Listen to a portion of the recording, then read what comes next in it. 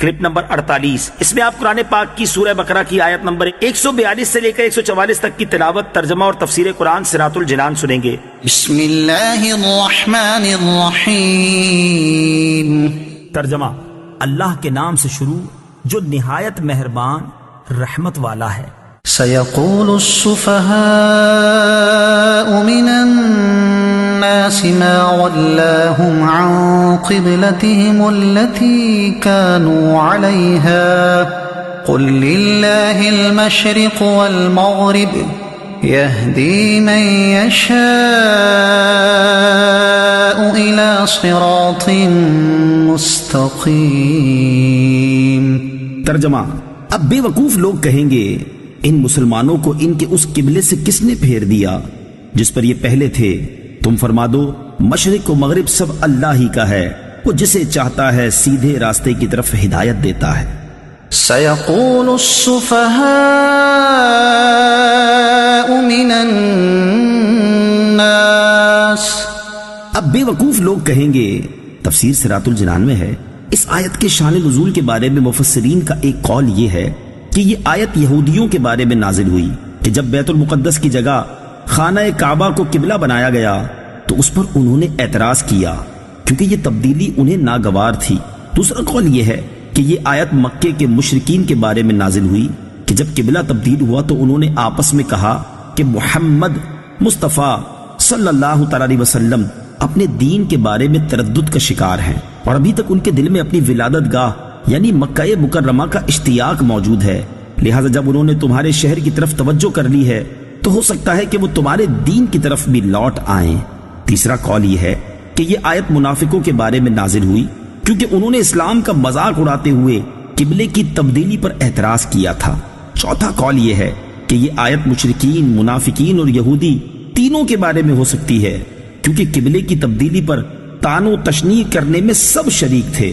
اس آیت مبارکہ میں غیب کی خبر بھی ہے کہ پہلے سے فرما دیا گیا کہ بے وقوف و جاہل لوگ قبلے کی تبدیلی پر اعتراض کریں گے، چنانچہ ویسا ہی واقع ہوا کہ لوگوں نے اس پر اعتراض کیا۔ السفہاء من الناس، بے وقوف لوگ، تفسیر صراط الجنان میں ہے قبلے کی تبدیلی پر اعتراض کرنے والوں کو بے وقوف اس لیے کہا گیا کہ وہ ایک واضح بات پر اعتراض کر رہے تھے کیونکہ سابقہ انبیاء کرام علیہ الصلوۃ والسلام نے نبی آخر الزمان صلی اللہ تعالی علیہ وسلم کے خصائص میں آپ کا لقب ذو القبلتین یعنی دو قبلوں والا ہونا بھی ذکر فرمایا تھا، اور قبلے کی تبدیلی تو اس بات کی دلیل تھی کہ یہ وہی نبی ہیں جن کی پہلے انبیاء کرام علیہ الصلوۃ والسلام خبر دیتے آئے ہیں۔ ما ولاهم عن قبلتهم التي كانوا عليها۔ ان مسلمانوں کو ان کے اس قبلے سے کس نے پھیر دیا جس پر یہ پہلے تھے؟ قبلہ اس جہت کو کہتے ہیں جس کی طرف انسان منہ کرتا ہے، اور چونکہ مسلمانوں کو خانہ کعبہ کی طرف منہ کر کے نماز ادا کرنے کا حکم دیا گیا ہے اس لیے خانہ کعبہ مسلمانوں کا قبلہ ہے۔ قل للہ المشرق والمغرب، تم فرما دو مشرق و مغرب سب اللہ ہی کا ہے۔ قبلہ پر اعتراض کرنے والے تمام لوگوں کو ایک ہی جواب دیا کہ انہیں کہہ دو مشرق و مغرب سب اللہ تعالیٰ کا ہے، اسے اختیار ہے جسے چاہے قبلہ بنائے، کسی کو اعتراض کا کیا حق ہے؟ بندے کا کام فرما برداری کرنا ہے۔ گویا فرمایا کہ اے حبیب صلی اللہ تعالی علیہ وآلہ وسلم آپ فرما دو ہم مشرق و مغرب کے پجاری نہیں کہ سمتوں پر اڑے رہیں، بلکہ ہم تو اپنے رب کی عبادت کرنے والے ہیں، وہ جدھر منہ کرنے کا ہمیں حکم فرمائے ہم ادھر ہی منہ کر کے نماز پڑھتے ہیں اور پڑھتے رہیں گے۔ وَكَذَلِكَ جَعَلْنَاكُمْ أُمَّةً وَسَطًا لِتَكُونُوا شُهَدَاءَ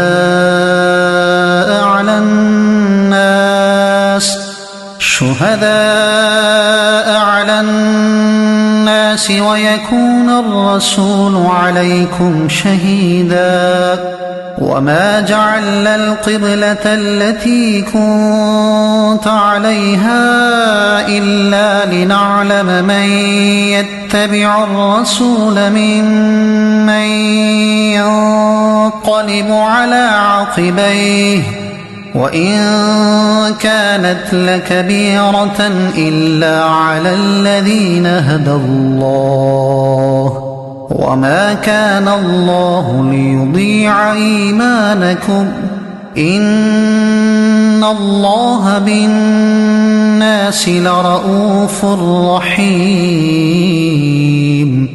ترجمہ: اور اسی طرح ہم نے تمہیں بہترین امت بنایا کہ تم لوگوں پر گواہ بنو اور یہ رسول تمہارے نگہبان و گواہ ہوں۔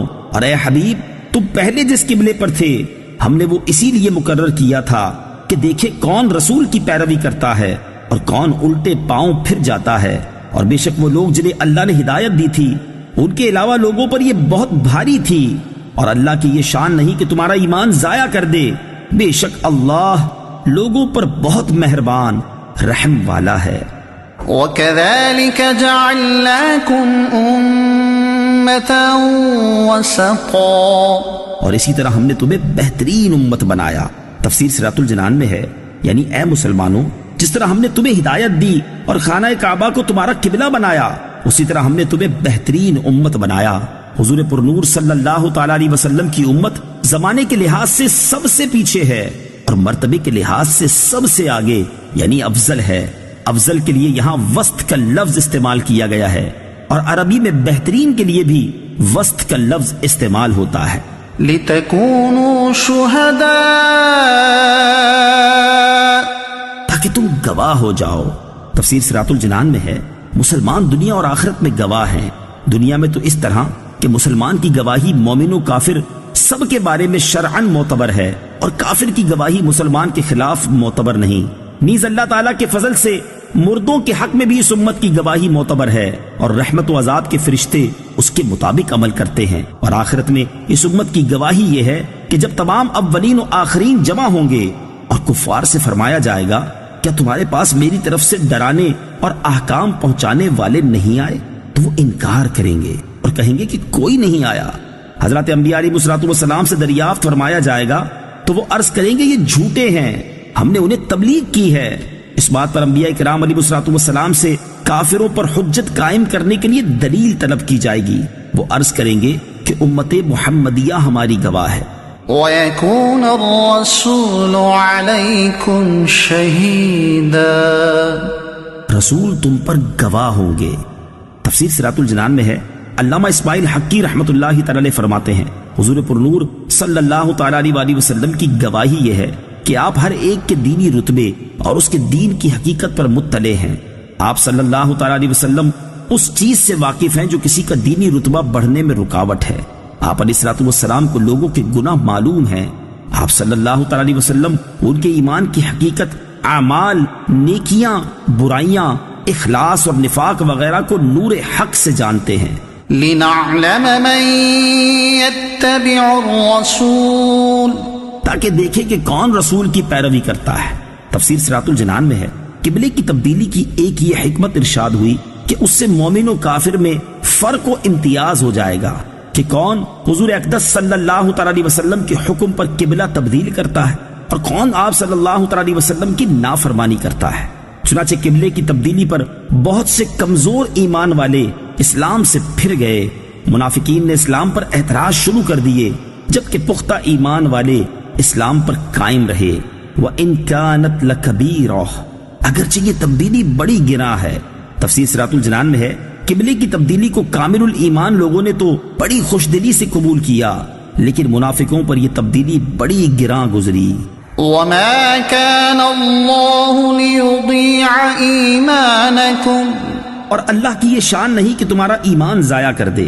تفسیر سراۃ الجنان میں ہے، قبلے کی تبدیلی یہودیوں کو ہضم نہیں ہو رہی تھی، اور یہ طرح طرح سے مسلمانوں کو اس کے خلاف بھڑکانے کی کوششیں کر رہے تھے۔ چنانچہ کچھ یہودیوں نے بیت المقدس کی طرف منہ کر کے پڑھی گئی نمازوں کے بارے میں مسلمانوں کے سامنے چند اعتراضات کیے، اور بیت المقدس کی طرف منہ کر کے نماز پڑھنے کے زمانے میں جن صحابہ کرام نے وفات پائی ان کی نمازوں کے درست ہونے پر مسلمانوں سے دلیل مانگی، تو ان کے رشتہ داروں نے تاجدار رسالت صلی اللہ تعالی علیہ وآلہ وسلم سے ان کی نمازوں کا حکم دریافت کیا کہ وہ نمازیں ہوئیں یا نہیں۔ اس پر یہ آیت کریمہ نازل ہوئی اور انہیں اطمینان دلایا گیا کہ ان صحابہ کرام کی نمازیں ضائع نہیں ہوئیں، ان پر انہیں ثواب ملے گا۔ یاد رہے کہ اس آیت مبارکہ میں ایمان سے مراد نماز ہے۔ لِنَعْلَمَ مَن يَتَّبِعُ الرَّسُولَ، تاکہ دیکھے کہ کون رسول کی پیروی کرتا ہے۔ اعلیٰ حضرت امام احمد رضا خان رحمت اللہ تعالی کیا خوب فرماتے ہیں، ثابت ہوا کہ جملہ فرائض فروع ہیں، اصل الاصول بندگی اس تاجور کی ہے۔ قد نرى تقلب وجهك في السماء فلنولينك قبلة ترضاها فول وجهك شطر المسجد الحرام وحيث ما كنتم فولوا وجوهكم شطره وَإِنَّ الَّذِينَ أُوتُوا الْكِتَابَ لَيَعْلَمُونَ أَنَّهُ الْحَقُّ مِنْ رَبِّهِمْ وَمَا اللَّهُ بِغَافِلٍ عَمَّا يَعْمَلُونَ۔ ترجمہ، ہم تمہارے چہرے کا آسمان کی طرف بار بار اٹھنا دیکھ رہے ہیں، تو ضرور ہم تمہیں اس قبلے کی طرف پھیر دیں گے جس میں تمہاری خوشی ہے، تو ابھی اپنا چہرہ مسجد حرام کی طرف پھیر دو، اور اے مسلمانوں تم جہاں کہیں ہو اپنا منہ اسی کی طرف کر لو، اور بے شک وہ لوگ جنہیں کتاب عطا کی گئی ہے وہ ضرور جانتے ہیں کہ یہ تبدیلی ان کے رب کی طرف سے حق ہے، اور اللہ ان کے اعمال سے بے خبر نہیں۔ قد نرى تقلب وجهك في السماء، بے شک ہم تمہارے چہرے کا آسمان کی طرف بار بار اٹھنا دیکھ رہے ہیں۔ تفسیر صراط الجنان میں ہے، جب حضور اقدس صلی اللہ تعالی علیہ وسلم مدینہ منورہ میں تشریف لائے تو انہیں بیت المقدس کی طرف منہ کر کے نماز پڑھنے کا حکم دیا گیا، اور نبی کریم صلی اللہ تعالی علیہ وسلم نے اللہ تعالیٰ کے حکم کی پیروی کرتے ہوئے اسی طرف منہ کر کے نمازیں ادا کرنا شروع کر دیں۔ البتہ حضور پرنور صلی اللہ تعالی علیہ وآلہ وسلم کے قلب اطہر کی خواہش یہ تھی کہ خانہ کعبہ کو مسلمانوں کا قبلہ بنا دیا جائے۔ اس کی وجہ یہ نہیں تھی کہ بیت المقدس کو قبلہ بنایا جانا حضور اکرم صلی اللہ تعالی علیہ وسلم کو ناپسند تھا، بلکہ اس کی ایک وجہ یہ تھی کہ خانہ کعبہ حضرت ابراہیم علیہ الصلوۃ والسلام اور ان کے علاوہ کثیر انبیاء کرام علیہ الصلوۃ والسلام کا قبلہ تھا، اور ایک وجہ یہ تھی بیت المقدس کی طرف منہ کر کے نماز پڑھنے کی وجہ سے یہودی فخر و غرور میں مبتلا ہو گئے اور یوں کہنے لگے تھے کہ مسلمان ہمارے دین کی مخالفت کرتے ہیں لیکن نماز ہمارے قبلے کی طرف منہ کر کے پڑھتے ہیں۔ چنانچہ ایک دن نماز کی حالت میں حضور اقدس صلی اللہ تعالی علیہ وسلم اس امید میں بار بار آسمان کی طرف دیکھ رہے تھے کہ قبلے کی تبدیلی کا حکم آ جائے۔ اس پر نماز کے دوران یہ آیت کریمہ نازل ہوئی جس میں حضور انور صلی اللہ تعالی علیہ وسلم کی رضا کو رضائے الہی قرار دیتے ہوئے اور آپ صلی اللہ تعالی علیہ وسلم کے چہرہ انور کے حسین انداز کو قرآن میں بیان کرتے ہوئے آپ علیہ الصلوۃ والسلام کی خواہش اور خوشی کے مطابق خانہ کعبہ کو قبلہ بنا دیا گیا۔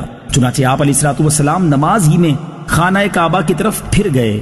مسلمانوں نے بھی آپ صلی اللہ تعالی علیہ وآلہ وسلم کے ساتھ اسی طرف رخ کیا اور ظہر کی 2 رکعتیں بیت المقدس کی طرف ہوئیں اور 2 رکعتیں خانہ کعبہ کی طرف منہ کر کے ادا کی گئیں۔ فَلَنُوَلِّيَنَّكَ قِبْلَةً تَرْضَاهَا، تو ضرور ہم تمہیں اس قبلے کی طرف پھیر دیں گے جس میں تمہاری خوشی ہے۔ تو گویا کہ ارشاد فرمایا، اے حبیب صلی اللہ تعالی علیہ وآلہ وسلم، ہر کوئی میری رضا کا طلبگار ہے اور میں دونوں جہاں میں تیری رضا چاہتا ہوں۔ وَحَيْثُ مَا كُنتُمْ فَوَلُّوا وُجُوهَكُمْ شَطْرَهُ، ترجمہ، اور اے مسلمانوں تم جہاں کہیں ہو اپنا منہ اسی کی طرف کر لو۔ تفسیر صراط الجنان میں ہے، یعنی اے مسلمانوں تم زمین کے جس حصے میں بھی ہو اور وہاں نماز پڑھنے لگو تو اپنا منہ خانہ کعبہ کی طرف کر لو۔ لَيَعْلَمُونَ أَنَّهُ الْحَقُّ مِنْ رَبِّهِمْ، وہ ضرور جانتے کہ یہ تبدیلی ان کے رب کی طرف سے حق ہے۔ تفسیر صراط الجنان میں ہے، یعنی قبلے کی اس تبدیلی کے بارے میں اہل کتاب جانتے ہیں کہ یہ اللہ تعالیٰ کی طرف سے حق ہے، کیونکہ ان کی کتابوں میں حضور اقدس صلی اللہ تعالی علیہ وآلہ وسلم کے اوصاف کے سلسلے میں یہ بھی مذکور تھا کہ آپ صلی اللہ تعالی علیہ وآلہ وسلم بیت المقدس سے کعبہ کی طرف پھریں گے، اور ان کے انبیاء نے بشارتوں کے ساتھ حضور پرنور صلی اللہ تعالی علیہ وآلہ وسلم کی یہ نشانی بتائی تھی کہ آپ بیت المقدس اور کعبہ دونوں قبلوں کی طرف منہ کر کے نماز پڑھیں گے۔